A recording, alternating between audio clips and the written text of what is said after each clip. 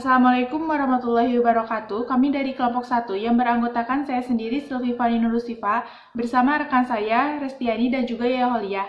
Di sini kami akan mempresentasikan mengenai informasi akuntansi pertanggungjawaban. Akuntansi pertanggungjawaban merupakan salah satu konsep dari akuntansi manajemen dan merupakan suatu sistem dalam akuntansi yang dihubungkan dan disesuaikan dengan pusat-pusat pertanggungjawaban. Munculnya tanggung jawab merupakan akibat dari pelimpahan wewenang, di mana orang yang menerima wewenang wajib melaksanakan serangkaian tindakan sesuai dengan wewenang. Jadi, inti dari akuntansi pertanggungjawaban adalah bahwa setiap pusat pertanggungjawaban harus bertanggung jawab atas segala hal yang berada di bawah pengendaliannya. Apabila terjadi penyimpangan, maka dapat dilakukan analisa untuk mencari apa sebabnya dan siapa yang bertanggung jawab. Selanjutnya, konsep informasi pertanggungjawaban telah mengalami perkembangan sejalan dengan metode pengendalian biaya yang digunakan dalam perusahaan. Untuk dapat dimintai pertanggungjawaban, manajer tingkat yang lebih bawah harus mengetahui dengan jelas wewenang apa yang didelegasikan kepadanya oleh atasannya. Oleh karena itu, dalam hubungannya dengan wewenang manajer tertentu, aktiva, pendapatan, dan biaya dapat dikelompokkan menjadi dua golongan. Yang pertama, aktiva, pendapatan, dan biaya terkendalikan. Dan yang kedua, aktiva, pendapatan, dan biaya tidak terkendalikan. Kalau aktiva, pendapatan, dan biaya terkendalikan itu adalah aktiva, pendapatan, biaya yang dapat secara signifikan dipengaruhi oleh manajer. Jadi hampir 80% itu dipengaruhi oleh manajer. Sedangkan kalau aktiva, pendapatan, dan biaya yang tidak terkendalikan itu adalah dalam organisasi pada dasarnya tidak ada aktiva pendapatan biaya yang tidak terkendalikan oleh manajer karena pada dasarnya semuanya juga bisa diatasi oleh manajer lainnya atau manajer atasannya.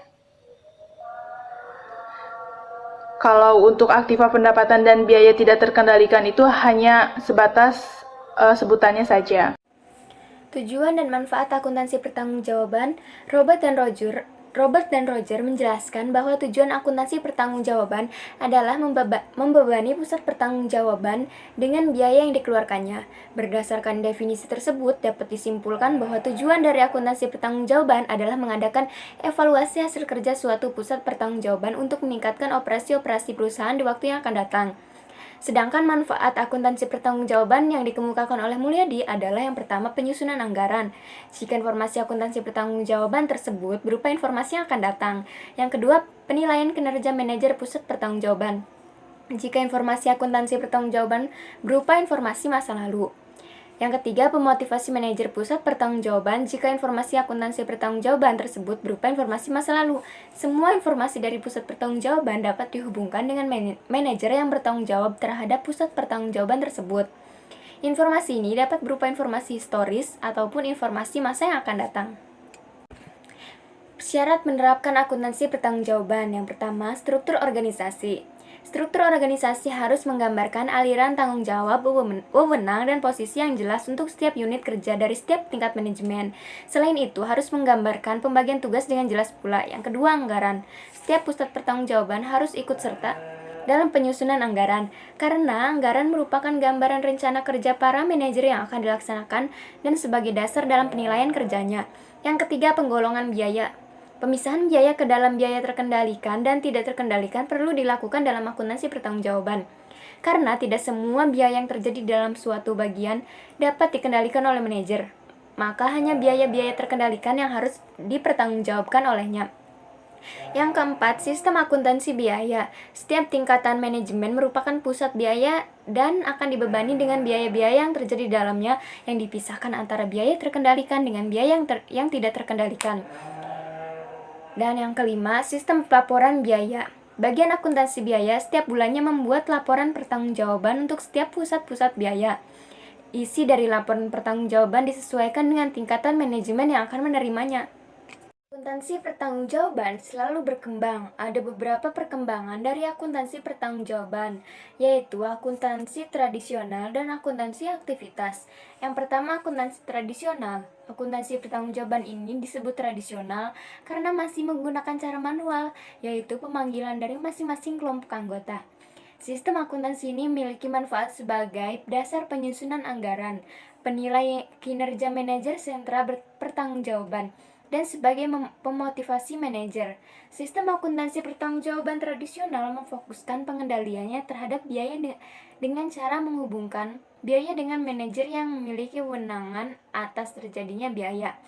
Yang kedua, Activity-Based Responsibility Accounting System memfokuskan pengendaliannya terhadap aktivitas yang menyebabkan terjadinya biaya dengan cara menghubungkan biaya dengan aktivitas penambahan dan bukan penambah nilai sehingga manajemen dapat merencanakan program pengelolaan aktivitas. Jenis laporan biaya yang dihasilkan oleh fungsi akuntansi biaya dalam sistem akuntansi pertanggungjawaban tradisional yaitu laporan pertanggungjawaban biaya dan laporan kas produk. Prinsip laporan pertanggungjawaban. Nah, dalam pembuatan laporan pertanggungjawaban perlu diperhatikan beberapa prinsip agar laporan pertanggungjawaban tersebut dapat digunakan dengan baik sehingga dapat membantu dalam membuat keputusan. Prinsip tersebut adalah sebagai berikut. Yang pertama, laporan harus disesuaikan dengan struktur organisasi. Nah, maksudnya penyusunan laporan harus dihubungkan dengan individu-individu yang bertanggung jawab terhadap biaya-biaya yang jadi wewenangnya. Yang kedua, laporan harus cepat dan tepat waktu. Pengeluaran laporan yang diminta harus cepat agar informasi dapat digunakan saat dibutuhkan. Yang ketiga, laporan harus dibuat secara teratur. Yang keempat, laporan harus mudah dimengerti. Kelima, istilah akun harus dijelaskan atau diterangkan sesuai dengan pemakai. Yang keenam, laporan harus memuat keterangan yang cukup memadai, misalnya perbandingan antara realisasi dengan anggaran, atau antara standar yang telah ditetapkan dengan kenyataannya. Nah, yang ketujuh, laporan harus dianalisis. Yang kedelapan, laporan untuk operasi kegiatan manajemen sedapat mungkin dinyatakan dalam unit fisiknya. Yang kesembilan, laporan harus mampu digunakan untuk memperkirakan departemen mana yang efektif dan mana yang tidak efektif. Lalu di sini ada rekayasa informasi akuntansi pertanggungjawaban. Nah, yang pertama ada rekayasa informasi akuntansi pertanggungjawaban dalam sistem akuntansi pertanggungjawaban tradisional. Jadi, akuntansi pertanggungjawaban tradisional mengarahkan perhatian manajer terhadap pengendalian biaya. Informasi akuntansi pertanggungjawaban yang merupakan keluaran sistem akuntansi pertanggungjawaban yang disusun sedemikian rupa sehingga pengumpulan dan pelaporan biaya dan pendapatan dilakukan sesuai dengan pusat pertanggungjawaban dalam organisasi dengan tujuan agar dapat ditunjuk orang atau kelompok orang yang bertanggung jawab atas penyimpangan biaya dan pendapatan yang dianggarkan. Penggambaran perekayasaan informasi dalam sistem akuntansi pertanggungjawaban tradisional dapat diuraikan mengenai sistem pelaporan biaya dan dilanjutkan dengan uraian sistem pengolahan informasi akuntansi pertanggungjawaban. Lalu yang kedua, ada rekayasa informasi pertanggungjawaban dalam Activity-Based Responsibility Accounting.